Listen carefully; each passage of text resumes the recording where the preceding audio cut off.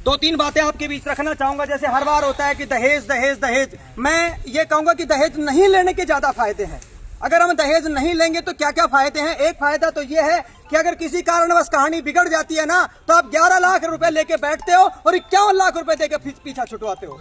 अगर हम नहीं लेंगे तो वो बचाव हमारा ही तो होगा। तो ये बहुत बड़ा निर्णय है कि अगर हम ये पहल कर दें कि बानसूर वाले लेंगे नहीं, चलो देना हमारे बस की बात नहीं है, हम कहीं फंस जाते हैं, लेना तो हमारे बस की बात है। अगर हम नहीं लेंगे तो हमारी पीढ़ियों के लिए आने वाले समय में, आज समाज की बड़ी व्यापक विपरीत स्थितियां हो चली हैं। कई बार ऐसी स्थितियां होती हैं कि परिवार टूटते भी हैं, और उस टूटने की स्थिति में अगर आपने पैसे नहीं लिए तो आराम से फैसला हो जाएगा। अगर ऐसा होता है तो, और अगर लेके बैठेगा तो फिर बाहर ही देना पड़ेगा।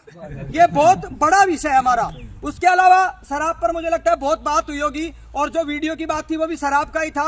मैं शराब के खिलाफ मुखर होकर बोलता हूं कि हमारी शादियों में शराब नहीं बंटनी चाहिए, किसी भी स्तर पर नहीं बंटनी चाहिए, क्योंकि हमारे बच्चों का ट्रेनिंग सेंटर शराब है, शादी है। हम शादियों में बांटते हैं, फिर बच्चे वहीं से सीखते हैं। हमें हर हालत में पूरा निर्णय लेना होगा, चाहे और निर्णय साहब कैसा भी हो ना हो। लेकिन मेरा निवेदन तो यह है कि ना स्टॉल लगेगी ना खुली बटेगी, तो कोई ना मिले, फिर कोई आवश्यकता ही नहीं आपको कुछ बर्बादी करने की। निश्चित रूप से शराब पर पाबंदी लगनी चाहिए, जिससे कि हमारी पीढ़ियां, हमारी नस्लें, हमारे आने वाले बच्चे गलत दिशाओं में नहीं जाएं। हम यहाँ समाज को आगे की दिशा देने के लिए इकट्ठे हुए हैं।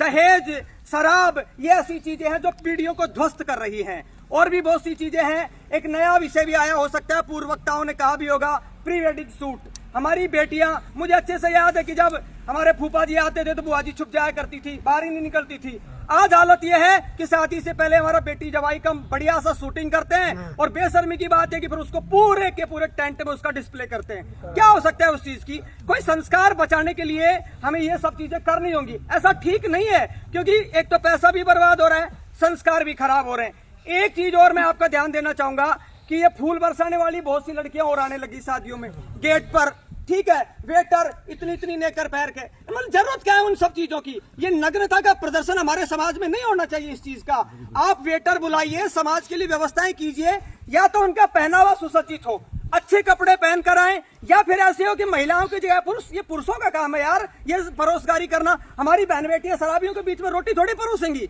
ये आवश्यकता थोड़ी इस चीज की। हमें इस पर भी पाबंदी लगानी चाहिए कि ऐसी स्थितियों में कोई महिला या तो वेटर आए नहीं, और अगर परिस्थितियां बनती हैं तो हमें ये पहले ही कह देना चाहिए उस सेटरिंग कैटरिंग वाले से, जो भी होता है, कि बहुत पूरे सुंदर परिधान में महिलाएं होनी चाहिए।